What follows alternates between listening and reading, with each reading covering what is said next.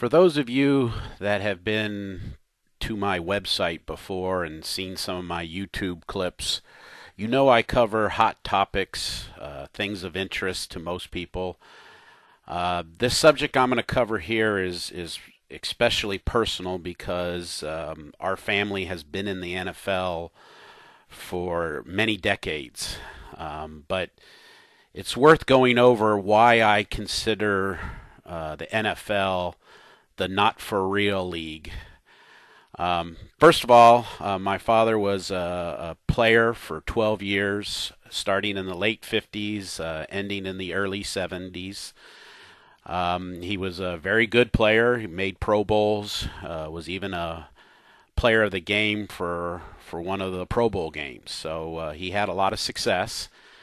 And like a lot of players back then, he went into coaching, and he proceeded to coach in the NFL for 27 years. So he's been in the NFL 39 years, and there's one thing that I have seen the time that I've been with my father is how the league has changed. My father used to say the NFL was too much of entertainment to be a pure sport, and too much of a sport to be pure entertainment. So it really is a hybrid type entertainment product. But what's happened over the years is with the TV and the attorneys, they've turned that into a game that you can get behind to being this packaged product that is a television and sponsor bonanza. You make tons of money advertising in the NFL.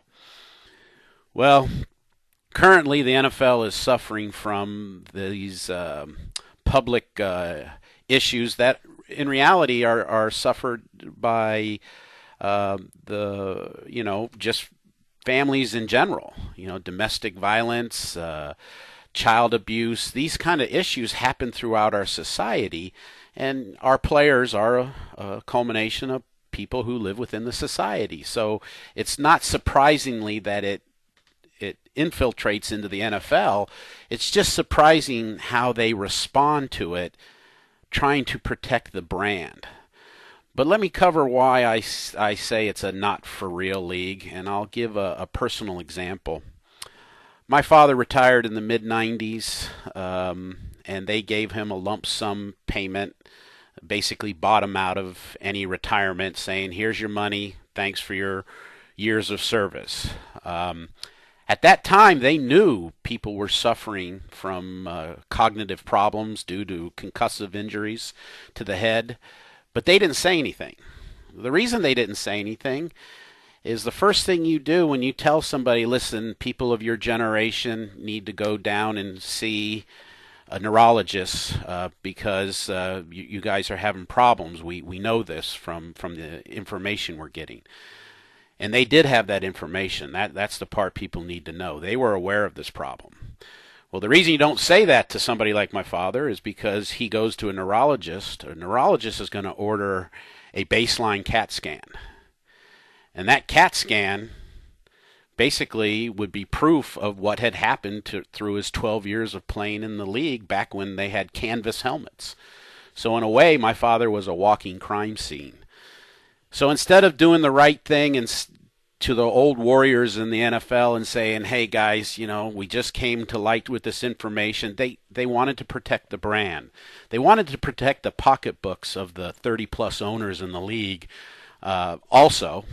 And so jump ahead, 4,000, 5,000 ex-players, and my mom is one of them. My father has passed away.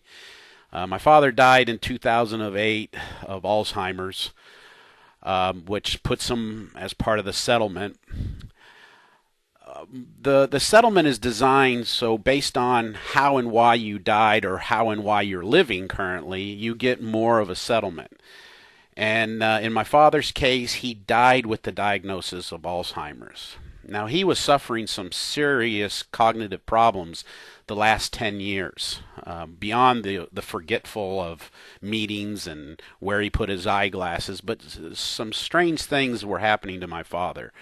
And when we took him to the doctor said, well, there's something going on, and basically said to my mom, he's got Alzheimer's, and but if I diagnose him with Alzheimer's, you won't be able to get any supplemental insurance.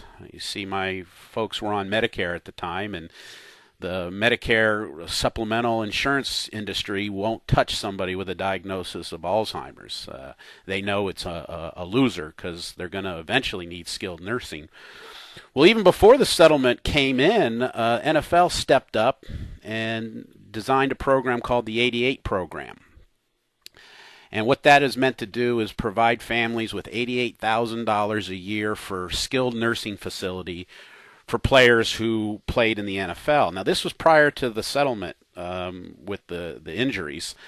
And, my father qualified and was in need of skilled nursing towards the end.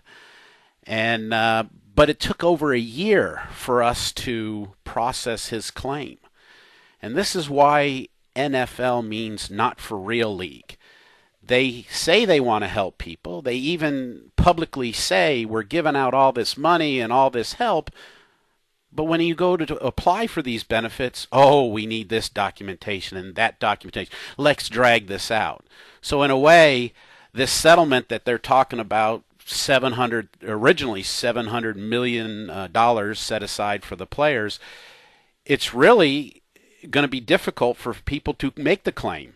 In my father's case, because the doctor did not want to diagnose him with Alzheimer's, the day he died in 2008, he's died with the diagnosis of Alzheimer's then. That's how they're going to settle with my mom, which, we're trying to go through a process saying, hey, he suffered for at least a decade prior to this.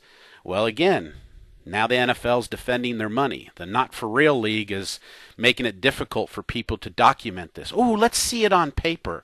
Why didn't your doctor write that down in his notes? We're going to have to talk to people. As of yet, the money hasn't been released, and it's going to take a while, and I have no doubt something will come up, because the not-for-real league, they just wanted to tell the world we care about the people who passed away. The old warriors of the game. But in reality, they see it as a liability. They see it more as attorneys and businessmen than they do real Americans who say, let's take care of our wounded. Let's take care of our warriors. So this is very personal to me, and I see these cases in the NFL, and Roger Goodell is in a tough situation. I don't know if he'll make it. Not many people do. He says he wants to do all the right things, but I think most people feel he's just going to do what's right for himself and the league, instead of saying, how do I really turn this around? Well, let me give you some advice from somebody who used to be in the NFL family.